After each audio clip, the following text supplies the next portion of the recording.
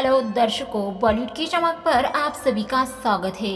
फिल्मी संगीत की दुनिया में कुछ नाम ऐसे होते हैं तारीफ करूं क्या उसकी जिनकी धुनें आज भी लोगों के दिलों में बसती है। 40 और 50 के दशक में हिंदी फिल्मों में संगीत का एक सुनहरा दौर था इशारों में दिल लेने वाले। और उस दौर के सबसे बड़े जादूगर थे रामचंद्र जी। उनकी धुनों में एक अलग सी मिठास थी जो सुनने वालों को तुरंत मोह लेती थी। उनके और लता मंगेशकर जी के बीच की कहानी भी काफी बेहद रोचक थी। कहा जाता है कि लता दीदी रात भर सी रामचंद्र जी के पास बैठकर हर गाने के डिटेल सुनती थी।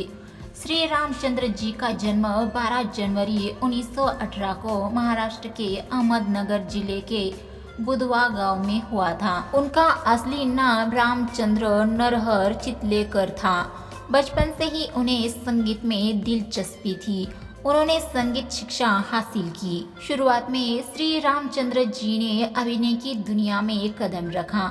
उन्होंने यूवी राव की फिल्म नागानंद में मुख्य भूमिका निभाई, लेकिन उनकी फिल्मों का जादू सफलता नहीं दिला सकी।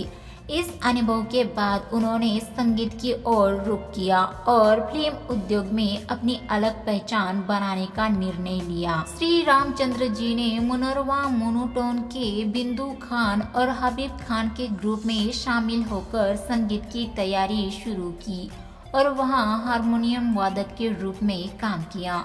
उनकी संगीत यात्रा का पहला बड़ा मुकाम तमिल फिल्मों के साथ जुड़ा, लेकिन फिल्मों में उन्हें असली पहचान 1942 में भगवान दादा की फिल्म सुखी जीवन से मिली। इसके बाद 1947 में आई फिल्म शहनाई ने उन्हें एक नामी संगीतकार के रूप में स्थापित किया।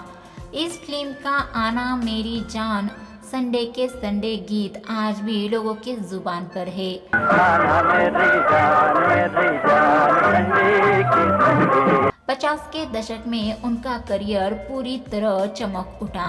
1951 में रिलीज हुई कॉमेडी फिल्म अलबेला उनके लिए मील का पत्थर साबित हुई। अलबेला के गाने जैसे भोली सूरत दिल के खोटे, भोली सूरत दिल के खोटे नाम बड़े, शोला जो भड़के दिल मेरा धड़के और किस्मत की हवा कभी नरम कभी गरम बड़े हिट हुए। शोला जो भड़के दिल मेरा धड़के, किस्मत की हवा कभी नरम कभी गरम कभी नरम। इस दौरान लता दीदी उनकी संगीत प्रतिभा की इतनी बड़ी फैन हो गई कि अक्सर रात भर बैठकर हर गाने को ध्यानपूर्वक सुनती थी। श्री रामचंद्र जी ने हमेशा संगीत में नए प्रयोग किए और पश्चिमी संगीत वाद्य जैसे ड्रम मेड, बोंगो, अल्ट्रोसेक्स, हारमोनिका और यहाँ तक कि सीटी को भी भारतीय संगीत में जोड़ते थे।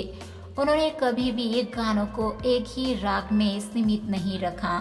उनके गीतों में अलग अलग रागों का मिश्रण और पश्चिमी संगीत के तत्वों का संतुलन इसे खास बनाता था। उनके करियर में लगभग 150 फिल्मों में संगीत शामिल था।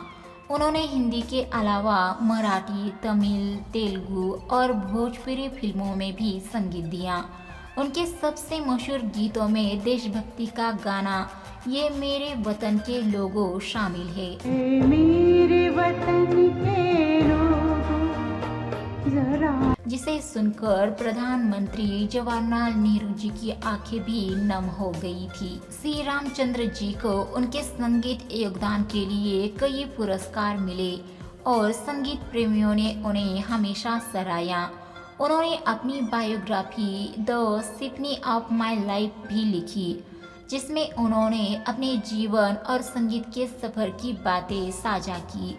5 जनवरी 1995 को उन्होंने दुनिया को अलविदा कहा, लेकिन उनकी धुनें आज भी लोगों के दिलों में बसी हुई है।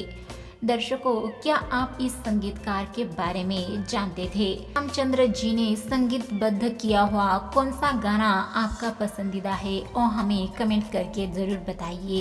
साथ में हमारे चैनल बॉलीवुड की चमक को सब्सक्राइब, वीडियो को लाइक शेयर ज़रूर कीजिए। बेल आइकॉन को प्रेस करना मत भूलिए। मिलते हैं अगली वीडियो में, तब तक के लिए नमस्ते, धन्यवाद।